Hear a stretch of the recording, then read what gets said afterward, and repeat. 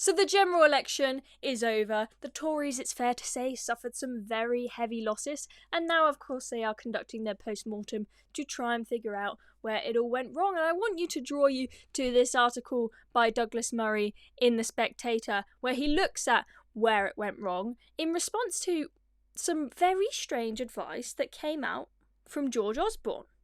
George Osborne has written some articles, and he is suggesting that in order to do better at the next general election, the Tories need to be more centrist and less right-wing.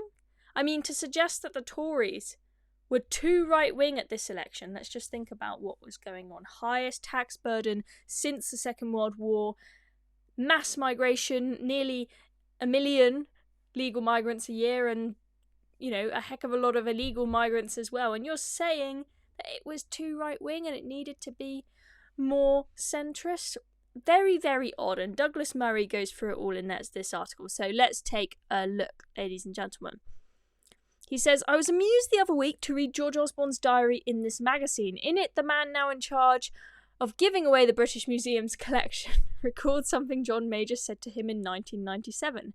This was that the Conservative Party will never win while we remain in thrall to the hard right of our party. Hard right? I'm not sure they're very hard right at the moment, at least. It is news that the Conservative Party ever was. There you go, exactly. Really, this was a warning from Osborne that the centre-left tendencies of the Conservative Party must be adhered to. Though it should be noted that there is a flaw at the source. Citing John Major on electoral advice is like quoting a bankrupt on financial planning. Well said, exactly. Why would you take advice from that man on electoral success? I don't know. Major's period in office was so calamitous that one of his main policies, pushing through the Maastricht Bill, not only divided his party, but caused a wound that would only partly cauterised by a national plebiscite more than 2 decades later. Exactly. Wasn't a very smart idea pushing that treaty through, was it? And just throwing us into the EU without asking us. Expect these warnings from the losing branch of the Conservative Party for the foreseeable. They will come from people who think that Boris Johnson and Rishi Sunak's terms in office were not as popular as they could have been because they weren't green enough and did not push hard enough to make the country's energy bills unaffordable. The headlines are already being written. The battle for the soul of the Conservative Party, that sort of thing. Except this time there is a person who handily fulfills the role of Mephistopheles, don't ask me to pronounce that properly, in the drama. Nigel Farage's Reform Party was, like the Brexit Party and UKIP before that, a completely unforced error on the British right. There was no reason why the Conservative Party had to swing so pro-EU after Margaret Thatcher's time in office, and no reason why the people who turned out to be on the side of the general public's feelings had to be dismissed as headbangers and closet racist. So this is the thing, is that what we've seen really happening, I think a lot more than before over the past year, is that you find that the politicians that actually the public can get on side of are the politicians that talk like members of the public, that talk like normal people. And no, that doesn't mean talking like a racist. That just means talking like a normal human being. Saying that you give a damn about border control doesn't make you racist. It just makes you a normal member of the public. And then you see, them getting castrated by the media, by political parties. I mean, Lee Anderson getting, completely castrated by the Conservative Party just for saying that he's concerned about Islamists in London and concerned about what's going on at the protests, as most of the general public are concerned. Kicked out the Tory Party, mainstream media just putting horrible, horrible headlines out about him. But guess what? He's super popular now. And that is what has happened now. So, Douglas Murray puts it really right here to say that if you're on the side of general public feeling, you often get dismissed as headbangers and closet racists. And I think that's a great shame that consequently we just end up with boring politicians like Rishi Sunak and Keir Starmer, who don't sound a thing like a normal human being in this country. Anyways, moving on. But remnants of the Conservative Party will stick at it. Just this week, Giles Watling made an intervention into British politics. Who is Giles Watling? I hear you ask with a slightly feigned interest. Since 2017, he has been the Conservative member for the constituency of Clacton. We know what happens in Clacton, don't we? Clacton gets handed to Nigel Farage. What a poor guy, lost his seat, huh? This week he responded to a successful and energetic rally that Farage held in Birmingham. That was quite an event, with thousands of cheering Reform voters. Farage himself came on stage accompanied by those fireworks that Taylor Swift and other pop stars regularly employ in their acts. If Rishi Sunak came on stage with fireworks, you would think it was the worst misstep since his damp election call. If Keir Starmer entered to such a fanfare, people would regard it as the cringiest thing since Ed Davey. Oh, Ed Davies stunts. They're so cringe, it's unbelievable. That is because nobody in the country is enthusiastic about Sunak or Starmer. Nobody would light an indoor sparkler to celebrate their entrance into a room. Farage is different. That is very, very true. Farage can really get the crowd going. He really resonates with normal people. He'll be down the pub with a beer, chatting to everyone. Talks like a normal human being. Great personality. Keir Starmer, Rishi Sunak, they're just like robots. No one would be impressed if any of those two came out with fireworks. Of course, criticisms of his Birmingham rally from other politicians were not just motivated by envy, they also had to include the crucial element of fraudulent disgust. Since one of the speeches in Birmingham was given by a talented young British Muslim entrepreneur, Farage's opponents couldn't claim that the whole thing was a white supremacist affair. Instead, they focused on the fact that the walls of the arena were covered not only with screens but with our national flag. Oh my god! What?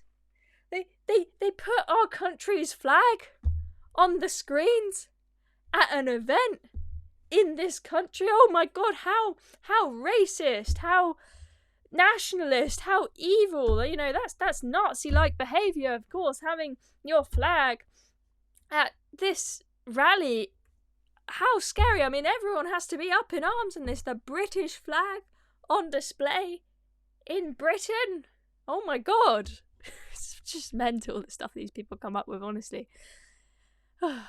This is what the Great Watling decided to seize on. Wow, that was the only... They will take any little crumb that they can find to try and throw Farage under the bus. I mean, we saw it with the bloody Russia-Kremlin thing, them trying to just spin it, be like, he's a Kremlin sympathiser and all of this stuff. Russia is backing reform. Rubbish. Absolute rubbish. In his view, the rally, organised by his political rival, was reminiscent of Nazi events in Nuremberg. Really? It is such a pathetic attack. And it's not just this guy, Mr. Watling, who has accused Nigel of being Nazi-like at his rally events.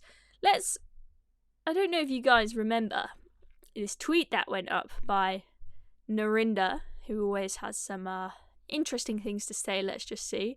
So this is the picture. This is not from Birmingham, but this is from the Newton Abbot rally, which I was actually at. I'm in the crowd there somewhere, but you probably cannot see me. Maybe we can do a game of Where's Wally, and you guys can try and spot me in that crowd.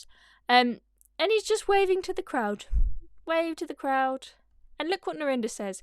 Oh God, this actually sent shivers down my spine. Is it just me, or is this Hitler-esque? Really? Really? You think, if I take a screenshot at the right moment, the wave will look something like a Nazi salute. He's just waving to the crowd. He's just saying hello to people. What's so weird about that? And the thing is, nobody would say that if it was Keir Starmer waving to a crowd. In fact, I'm sure if I Google it, I can find a picture of Keir Starmer waving at the crowd, and I doubt Narinder said the same thing. Let's just look at a couple of the comments on this. So, Leo Kerr says, Farage is probably the only person to wave at a crowd since Hitler. Yeah, exactly. It's only when Farage does it that it's a problem, isn't it? You know what, I'm sure also, there are probably pictures online of people like Taylor Swift and all sorts of celebrities waving at the crowds when they go on tour, but Narinder doesn't have a problem with them. It's only when it's Farage that we call it Hitler-esque. That's how you get rid of the competition when you can't make a good argument. Just call them Nazis and fascists. And then Carl Benjamin says, how is it Hitler-esque? Good. Hold Narinder to account, please. She says, it reminds me of one of his pics. if they've done that intentionally, it's sick. Narinder, of course they haven't done it intentionally. Do you think the Reform Party, they sat down at a meeting and were like, what should we do to make this rally a success? Oh, I know. Let's make sure that it's really inspired by the Nazis, because we really want to give off the vibe that we're like the Nazi Party, because that's really going to drum up support and get us votes. Yeah, let's do that. Let's do Nazi salutes to the crowd. Ugh. No, Narendra, of course that's not what they were doing. Are you out of your mind? He's just saying hello to the crowd. Look, I'm going to do a little wave here, and someone's probably going to screenshot this video and then post it on Twitter and say that I'm a Nazi. Go for it. Go for it if you want to, guys. I'm sure there are some lefty trolls in the comments that want to give that a go. Try me. Honestly, anyway, back to Douglas Murray's article. Let's just finish looking through this. So, perhaps aware of the laws of libel, the man who has represented Clacton so anonymously for 7 years went on to say, I'm not ascribing any of these sorts of things to Nigel Farage himself, but the method, the process, is just sort of reminiscent of the big rallies at Nuremberg, with people standing to one side. There may be no evil intent, but it feels wrong and bad. Really? It feels wrong to get people to, go and talk to people around the country when you're trying to drum up support for an election. It doesn't seem very out of the ordinary to me. I'm sure that Keir Starmer and Rishi Sunak go and talk to people around the country as well. There's nothing out of the ordinary. This statement is notable for being so Weasley. I do love that it's just like the Nazis, but perhaps it's not meant to be, and in any case I'm not saying it in order to smear anyone. Oratorical style. Yeah, exactly. He just had to add some context to make sure that he doesn't get sued for what he says, but he can still say it.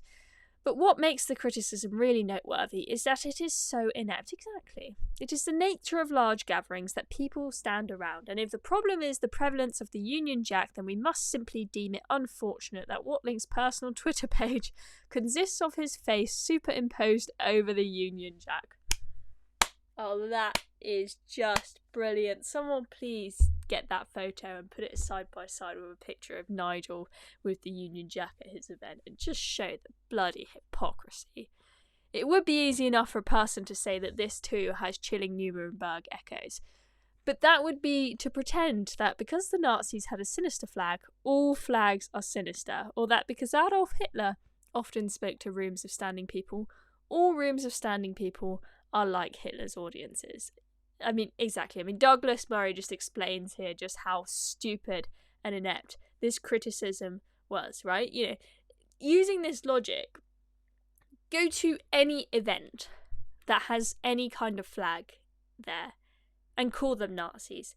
Go to any event where there are crowds of standing people, i.e. go to every concert, go to every bloody Swiftie concert, God knows how many of them there are, because everyone every 2 seconds seems to say that they're going to some Taylor Swift concert. Go to every Taylor Swift concert, go to any musician's concert and say, oh, you see those crowds? That's just like the Nuremberg rallies. That's just like when the Nazis were in power. It's just like when Hitler was drumming up support. Yeah, see how that goes down. Only works when it's Nigel Farage that you can say that, doesn't it? Honestly. By the time you've read this, Watling is likely to be seeking new employment. Yes, that is the case. But the more important question is what it all of this means now. Reform have undoubtedly helped the Conservative Party to a greater defeat than they might have done otherwise. But after 14 years, many people on the right have had enough of the Conservatives, insisting they and they alone can be trusted. Cameron, May, Johnson, Truss and Sunak, one after the other, destroyed the Conservative Party's ability to be seen as fiscally capable or anything but the party of open borders. The "you have to vote for us" line no longer holds. That is the consequence of the Conservative Party's failure. No one else's. I mean, exactly, that just sums it up brilliantly. The Conservatives have won votes in the past on trustworthiness, and I think that the Conservatives have just for so long made this presumption that I owe them my vote, just because they're keeping Labour out of power. Not because they've done anything good and they genuinely really deserve my vote, but just because the alternative is scary Okay, I have not seen the Conservatives come into this election with a list of achievements that they can show me and say, this is what we've done with the past 14 years. Don't let Labour ruin it. And I'm like, there's nothing for Labour to ruin this time round because you've done absolutely nothing. And then fiscal responsibility. There's always this idea. Labour are going to trash the economy. The Conservatives are going to be financially responsible and make sure that the economy is intact. But they haven't done that. I mean, we've got this horrible cost of living crisis now. They blew a ton of money during COVID and shut the economy down. And now we're paying the price for it. And that's on them. I mean, there is just no reason why I owe my vote to the Conservatives anymore because they've just got nothing to show for it. And I thought that as it got closer to the election that the fear might kick in and they might start pulling their act together and doing some stuff. But no, didn't do anything, just presumed that I would give them my vote as usual because I'm scared of the Labour Party. No, I'm more scared of the Conservative Party sitting and doing nothing in office, twiddling their thumbs for 5 years, another 5 years, to be honest. If the British right is to cohere, it will have to have some soggy centrists and they will have to be tolerated. But it will also have to have some people who are actually right-wing in economics, social policy, immigration policy, and much more. Nobody needs fear these people, as the electorates in almost every democracy other than ours are showing what John Major might think extreme policies are in fact wholesomely mainstream. Exactly. Asking for some basic border control is not some crazy right-wing policy. It is actually mainstream. And people have voted for it time and time again, and politicians haven't delivered. So that's why people are voting reform. What a shame his party had to be reminded quite so forcefully of that truth. Really, really good article by Douglas Merry there. And yeah, wasn't it just crazy? What George Osborne was saying is that we need to try and win from the centre again next election because we were too right-wing at this election. I mean, George Osborne, really? I mean, I used to think the guy was vaguely smart, but now I'm just thinking that he's a bit of an idiot. The Conservative Party, it's going to be really interesting to see what happens in this leadership election. Do we go for someone on the right of the party? Kemi Badenoch is currently on the bookies, is the favourite. She might be quite good, especially on trans issues. She is very, very clear what her stance is. She's not afraid to say what she thinks in that respect. But the sad news is that we're already seeing Suella Braverman being ruled out by a lot of people because they're saying, she's too far right. The stuff that she says is just way too nasty. And she says it how it is. And even if you don't completely agree with everything she's saying, people in this country want politicians who can just say it how it is and talk like a normal human being. And Suella Braverman is probably, the closest person in the party to the Reform Party, right? If they want to win back those votes from Reform, they probably should choose someone like Suella Braverman. But it seems like, these people in the Tory Party, they think, don't go for Suella, she's like a hard right fascist or something along these lines.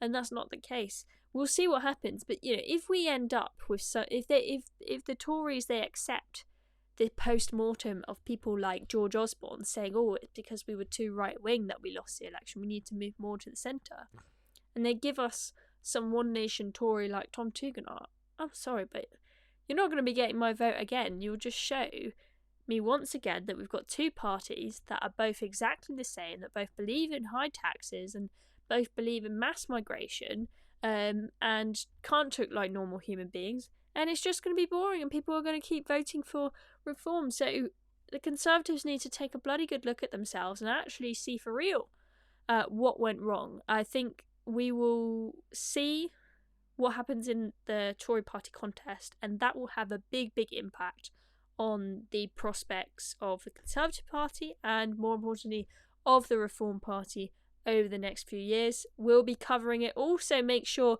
you are subscribed to the Reason channel so you don't miss anything and press the notification bell so you definitely don't miss the next video. I'm Chloe Dobbs. I will see you very soon.